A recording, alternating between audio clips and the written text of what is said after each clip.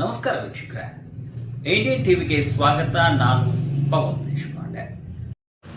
ರಾಮದುರ್ಗ ರೈಲು ಮಾರ್ಗದ ಹೋರಾಟಕ್ಕೆ ರಾಮದುರ್ಗದ ಬಿಜೆಪಿಯಿಂದ ಬೆಂಬಲ. ಬೆಳಗಾವಿ ಜಿಲ್ಲೆ ರಾಮದುರ್ಗ ಸಿರಸಂಗಿ ಸವದತ್ತಿ ರಾಮದುರ್ಗ ರೈಲು ಮಾರ್ಗದ ಹೋರಾಟಕ್ಕೆ ರಾಮದುರ್ಗ ತಾಲೂಕಿನ ಬಿಜೆಪಿ ಮುಖಂಡ ಚಿಕ್ಕರೇವಣ್ಣ ಅವರ ಮನೆಯಲ್ಲಿ ರಾಮದುರ್ಗ ರೈಲ್ವೆ ಕ್ರಿಯಾ ಸಮಿತಿ ಜೊತೆಗೆ ಚರ್ಚೆ ನಡೆಸಿದ ರಾಮದುರ್ಗ ಬಿಜೆಪಿ ಮಂಡಳದ ಅಧ್ಯಕ್ಷ ಡಾಕ್ಟರ್ ಕೆ.ವಿ. ಪಾಟೀಲ್ ಬೆಂಬಲವನ್ನು ಸೂಚಿಸಿದರು.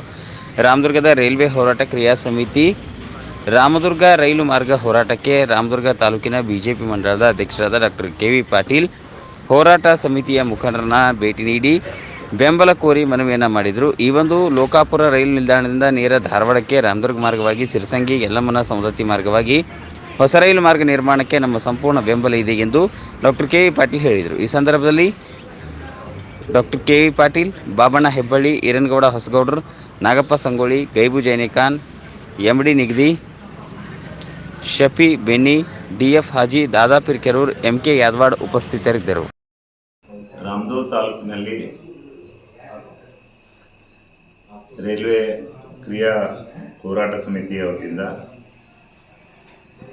ಏನು ತಾವು ಸಮಿತಿಯವರು ಉದ್ದೇಶನ ಇಟ್ಕೊಂಡಿದ್ದಾರೆ, ಲೋಕಾಪುರದಿಂದ ರಾಮದುರ್ಗ ಮಾರ್ಗವಾಗಿ ಸವದತ್ತಿಯವರೆಗೆ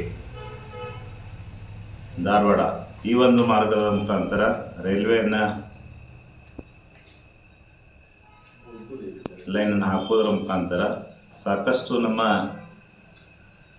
ಆರ್ಥಿಕವಾಗಿ ರಾಮದುರ್ಗ ತಾಲೂಕು, ಅದರ ಜೊತೆಗೆ ನಮ್ಮಲ್ಲಿರುವಂಥ ಶಬರಿಕೊಳ್ಳ ಆಗಿರ್ಬೋದು, ಗೊಡಚಿ ಈರಣ್ಣನ ದೇವಸ್ಥಾನ ಆಗಿರ್ಬೋದು,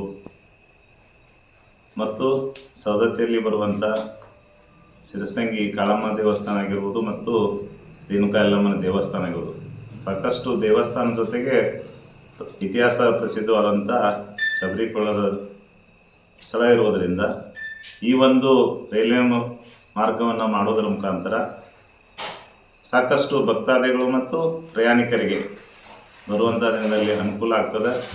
ಈ ಭಾಗದ ಆರ್ಥಿಕ ಅಭಿವೃದ್ಧಿ ಆಗ್ತದೆ. ಆ ದೃಷ್ಟಿಕೋನ ಇಟ್ಕೊಂಡು ನಮ್ಮ ತಾಲೂಕು ಅಭಿವೃದ್ಧಿ ಆಗಬೇಕು.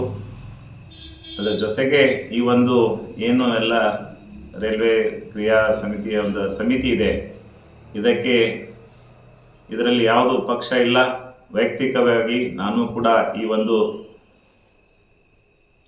ಕಾರ್ಯದಲ್ಲಿ, ಹೋರಾಟದಲ್ಲಿ ನಾನು ಸಕ್ರಿಯವಾಗಿ ಪಾಲ್ಗೊಳ್ತೀನಿ ಮತ್ತು ರಾಮದುರ್ಗ ಭಾಗದಿಂದ ಇರುವಂಥ ಎಲ್ಲ ನನ್ನ ಆತ್ಮೀಯರು ಕೂಡ ಈ ಒಂದು ಕಾರ್ಯಕ್ರಮದಲ್ಲಿ ಭಾಗವಹಿಸಿ ಈ ಒಂದು ಹೋರಾಟದ ಇದನ್ನು ತಾವೆಲ್ಲರೂ ಸ್ವರೂಪ ಕೊಟ್ಟು ಇದಕ್ಕೆ ಯಶಸ್ವಿಗೊಳಿಸಬೇಕಂತ ಈ ಒಂದು ನಮ್ಮ ಮುಖಾಂತರ ಕೇಳಿಕೊಳ್ಳಿಕ್ಕೆ ಬಯಸ್ತೇನೆ.